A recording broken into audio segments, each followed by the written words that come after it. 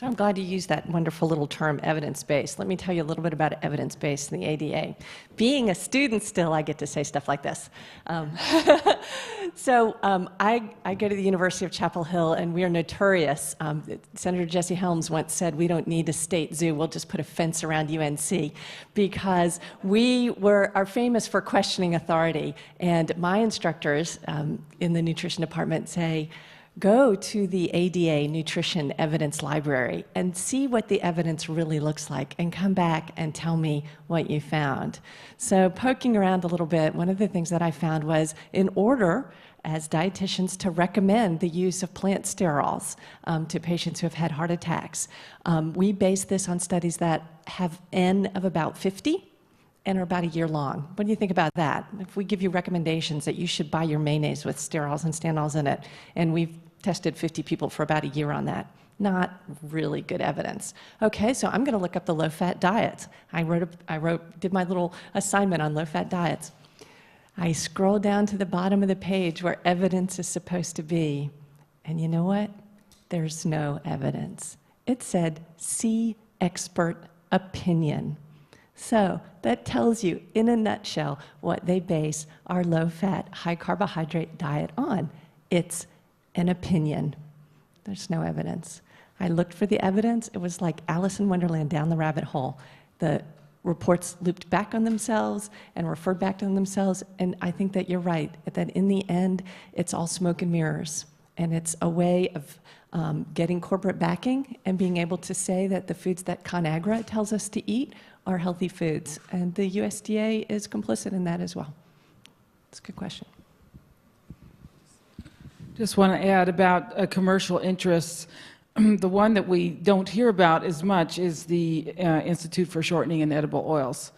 This represents the industrial oil industry, both the liquid cooking oils and the partially hydrogenated cooking oils, mostly from soy, but also from soybeans, from corn and canola. And this industry is extremely powerful. They tend to kind of disappear behind the scenes, but it was the Institute for Shortening and Edible Oils that over the years has changed our food and nutrition policies. And of course, the entire food processing industry is built on these oils. They want them because they're cheap. They want the Americans to think they're healthier than the competition, which is butter and lard and meat fats. Okay. Good morning. Thank you all for being here. My name is Alana Sugar, and I am a certified nutritionist, and I am also a local chapter leader for the Weston A. Price Foundation. I've been a member for many, many years. And I have a question for you. The diet that you're all talking about is absolutely the diet that I use for people that come to see me, because it works so very well, and people are so intrinsically satisfied. They have this cellular love of whole, real food that is natural to them at this basic level. But I find, and I find this with myself, and this is my big question to whoever wants to address it here. First of all, the question is, what is meant specifically by each of you by the term low carbohydrate diet? What do you mean? Do you mean 20 grams or less? Do you mean 60 grams or less, or under 100? And what do you do with people like me who can't go even to 60 grams, even though there's no craving for bread or starches, without shaking? What do you do with people like that? I have read so much about this, because as a nutritionist, and I've been doing this for about 21 years, I felt like I was the lone voice out there for years telling people, you have to eat butter, you have to eat real fats, you have to have bacon and eggs for breakfast and stop eating Cheerios if you want to feel better. And it wasn't until I got in touch with Mary Enig, Dr. Enig, that I came to Weston Price and started to learn so much more. But there is this problem with some people being able to use proteins and fats efficiently versus carbohydrate, but I can't find much written out about that. And because I am one of those people who would love to just be at 20 grams or under, but it can't be, how do you all deal with it? And I hope I haven't asked an offensive question. So I'm just not clear. So when you have too few carbohydrates, you get shaky. Yeah, in other words, Yeah. at 60 grams, I went on a diet for 60 grams of carbohydrate that included very minimal amount of whole grain, but it did include some sheep milk, yogurt, and some goat milk. And I ended up gaining weight, and I was shaking all the time, like I couldn't turn the page of a book. And I found I'm not the only one. And I wonder how all of you address that. Well, I think the first thing to say is really a very important point that Alana has brought up, and that is that the balance of macronutrients differs from person to person. That's one of the problems with these dietary guidelines. They are trying to put everybody into the same shoe, no matter what size foot you have. I agree with Alana. I'm a sort of a low-carb dieter, but I certainly need some grains in my diet, or I don't feel well. But maybe some of the others on this panel would like to address that. Dr. Carlson? Thank you. Great question. And let me first start off by saying if you're not suffering from any type of metabolic issue, high triglycerides, low HDL, high blood pressure, borderline diabetes, or diabetes, type 2 diabetes in general, you generally can hover around 60 to 100. I take care of a lot of heart disease, a lot of the entities I just mentioned, so a lot of them have to hover around 20 to 30, so it is highly variable. I've come across situations such as yours. What I like to order are certain biochemical tests, one of which is a 5-hour glucose tolerance test with associated insulin levels, very important, because in these situations, what I find is that the individual may be a hyper-responder or a hyper-secretor of insulin, the classic hyperinsulinemic. So instead of, say, you pumping out a little bit of insulin, with a carb meal, you may be pumping out a little bit more, your blood sugar may be dropping, I don't know. But it is highly variable, the amount of carbs one, can consume. I have people, the highest triglycerides to date that I've seen in 14 years, doing low carb, I've been in practice nearly 20, was 2,500 triglyceride level, which is astronomically elevated. Their HDL was 17. This was in a 35-year-old female who was thin. You wouldn't think she had a single metabolic issue. She was vegetarian.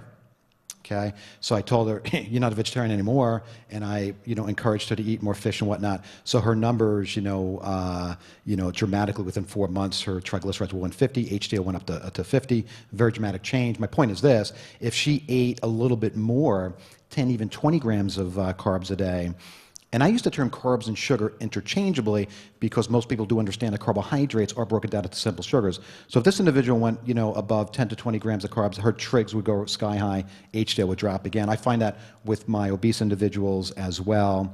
So, I would do more biochemical testing to try to discern what's really happening here. But you're right, there is no one-size-fits-all, dietary style. As far as we humans are concerned. One thing that, and I will tell you that my cholesterol, I personally like my cholesterol to be over 200 because I think it's better because I'm 53 years old and I want it to be high.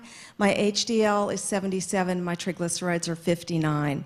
But interestingly enough, even though I eat definitely under 100 carbs a day, probably about 80 or so, my fasting blood sugar is in the 90s and my HbA1c is 5.9. Now that used to be considered perfectly great, but why, even though I have no other symptoms and blood pressure is like 110/70, I have no other symptoms, but yet I can't go so low or I get shaky. It's very strange. Right. That's your threshold. 60 grams or whatnot. It's interesting you mentioned hemoglobin A1c because to me, I still, use the less than 6.0.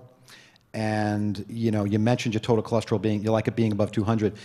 And I always think back to the 50s when we knew that the people who had the lowest amounts of heart disease were those whose total cholesterols were 240 to 280. We didn't know about the HDL back then, the good cholesterol, so obviously their HDL's like you're above 2.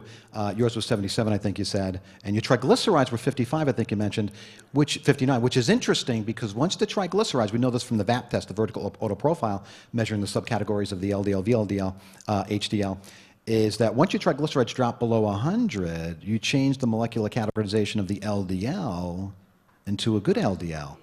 thank you, and to the cotton ball type. So I would say, you know what, maybe a 5-hour glucose tolerance test with insulin levels might provide us with more information, but I mean, it sounds to me like your biochemical parameters are right where they need to be. I don't know if I change anything.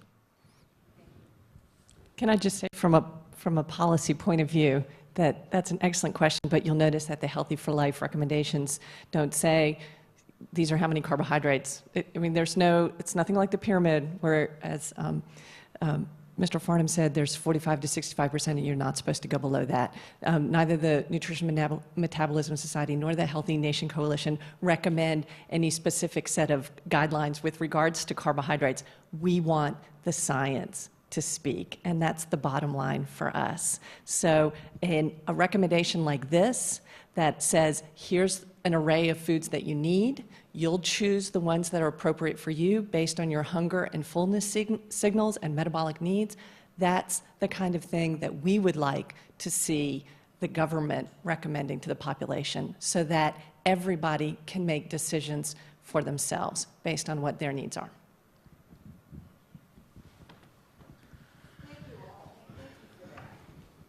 Thank you. Well, I think we've talked long enough. Thank you very much for coming, for your excellent questions. I'm very grateful to all of our panelists. Some of them have come from a certain amount of distance and sharing their expertise with us. So we have a message to take home with us, and to get into the magazines, you need to write letters, you need to call into talk shows. We need to just create an atmosphere where would be embarrassing for government officials to continue to promote this very unscientific set of guidelines and to impose them, especially on our children. Our big focus in the Weston A. Price Foundation is this generation coming along.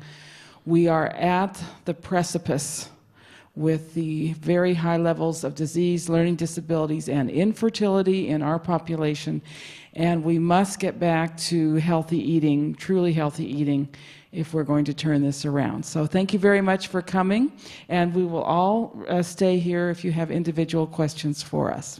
Thank you very much.